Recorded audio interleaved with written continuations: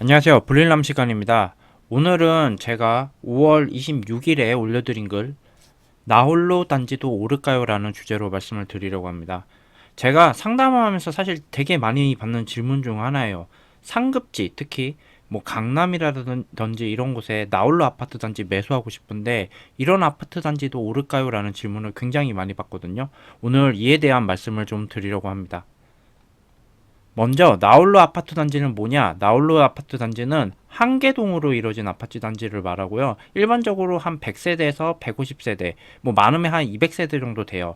근데 이게 남들이 잘 사지 않는 아파트 단지잖아요. 그러다 보니까 덜컥 매수하기가 조금 겁이 납니다. 자, 그럼 실제로 나홀로 아파트 단지들 거래가 어떻게 진행되고 있는지 한번 살펴보겠는데요. 자, 이 아파트는 뭐냐 하면 양재역이랑 매봉역 사이에 있는 현대그린이라는 아파트 단지예요. 이 아파트 단지는 170세대고요. 나홀로 아파트고요.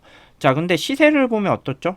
2006년 시세를 한번 봐주셨으면 좋겠어요. 2006년에는 시세가 한 6억 정도 했는데요. 이 시세가 현재는 한 18억 정도, 19억 정도 하고요. 이 최고점일 때 시세가 19억 정도였습니다. 자, 시세 잘 올랐나요? 올랐다는 걸 알 수 있죠? 시세가 얼마나 올랐냐, 이거를 좀 비교를 하려면 바로 앞에 있는 역삼 럭키 아파트랑 비교를 해보면 좋을 것 같은데요. 바로 인근에 있는 대단지 중 역삼 럭키 아파트 같은 경우에는 2006년에 한 8억 정도 했었어요, 시세가. 근데 현재는 한 23억 정도로 거래가 되고 있고 최고점도 한 23억 정도 됐습니다. 자, 한 3배 정도가 올랐어요. 3배 정도가 올랐는데 이 정도면 아까 보여드렸던 나홀로 아파트 단지랑 시세 오른 게 거의 비슷해요. 결론적으로 같은 인프라를 누리는 나홀로 아파트 단지나 대규모 아파트 단지나 비슷하게 올랐습니다. 그 다음에 말씀드릴 곳은 마포 대흥동에 위치한 대흥 세양 아파트인데요. 이 아파트는 한 126세대 정도 되는 아파트이고 대흥역이랑 공덕역 사이에 위치하고 있어요. 이 아파트 역시 나홀로 아파트 단지지만 주변에 마포 대형, 뭐 마포 리버웰이라든지 마포 자이 아파트 이런 좀 대규모 아파트 단지들이 주변에 좀 둘러싸여 있고요. 이 아파트가 2006년에는 시세가 뭐 3억, 2억부터 출발해서 한 4억 정도까지 형성을 했고 2008년에 4억이었다가 현재 기준으로 보면 한 11억대 정도 가격을 형성하고 있습니다. 뭐 가격 상승은 거의 3배 가까이 올랐다고 할 수 있고요. 이거는 다른 아파트 단지인데요.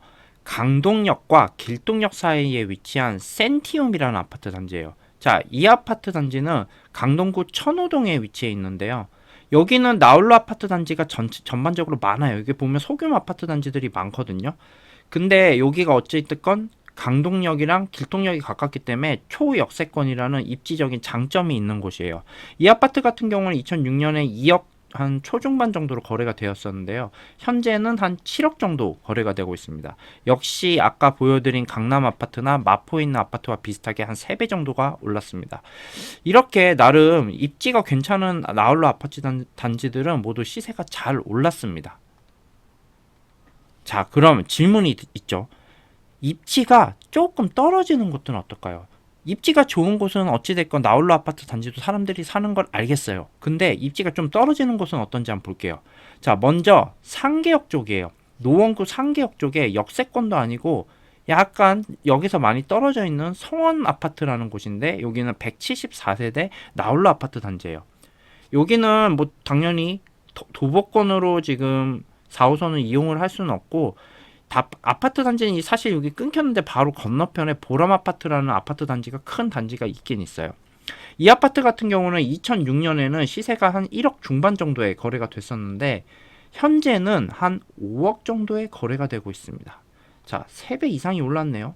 오히려 상급지 아파트 단지들보다 더 올랐어요. 여기는 온수역에서 그리 멀지 않은 곳에 있는 서울이 아니라 부천으로 편입되어 있는 역곡동에 있는 아파트 단지들이에요. 여기에 사실 나홀로 아파트 단지들이 좀 많은데요. 여기에서 이편한 세상 4차를 한번 보겠습니다. 181세대인데요. 2006년에는 1억 후반 정도 시세였고요.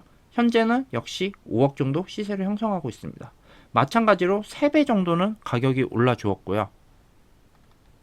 만약에 서울 출퇴근이 어려운 수도권의 지역들은 시세가 어떨까요? 자, 어찌됐건 지하철을 타고 서울의 중심부로 그리고 직장으로 갈 수 있는 곳들은 가격이 잘 올랐다고 칠게요. 근데 출퇴근이 어려워요. 지하철이 잘 없어요. 이런 것들은 시세가 어떠냐? 그걸 한번 보려고 하는데요. 여기는 경기도 광주 금광포란제라는 나홀로 아파트 단지예요. 여긴 147세대 정도 되는 아파트 규모이고요. 여기 같은 경우는 2006년에 시세를 보면 2007년 정도죠. 시세를 보면 1억 후반 정도를 했었습니다.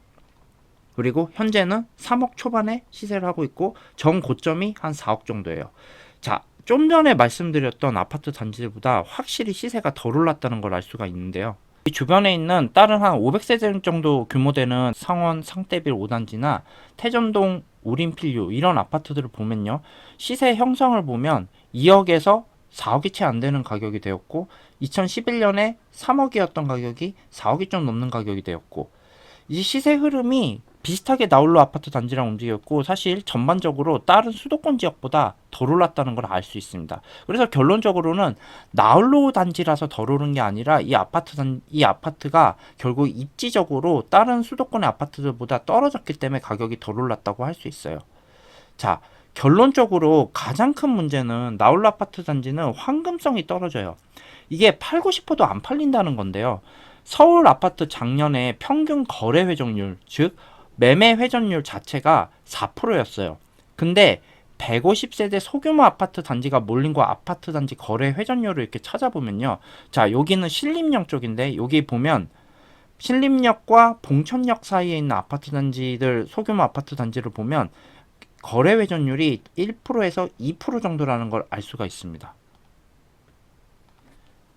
남부터미널 인근에 있는 서초동 쪽에도 나홀로 아파트 단지들이 좀 많이 있거든요. 이 아파트 단지들 같은 경우 보면 거래 회전율이 1%대거나 1%가 안 되는 곳들도 있어요. 자, 그래서 저는 개인적으로 나홀로 아파트 단지를 추천드리진 않아요. 왜냐하면 나홀로 아파트 단지들 사시는 분들이 보통 다른 상급지로 넘어가거나 다른 대규모 아파트 단지로 언젠가 넘어가셔야 되는데 이게 잘 팔리지 않으면 다른 물건으로 갈아타기가 매우 어렵기 때문입니다. 그렇지만 입지가 좋은 곳에 실거주로 필요하신 분들이라면 매수를 해도 좋다고 말씀드리고 싶어요. 대신에 매도는 꼭 상승장에 하셔야 됩니다. 이게 상승장이 아니면 이 상품성이 떨어지는 거는 매도가가 더 떨어지게 돼 있고요. 사람들이 잘 매수를 하지 않아요.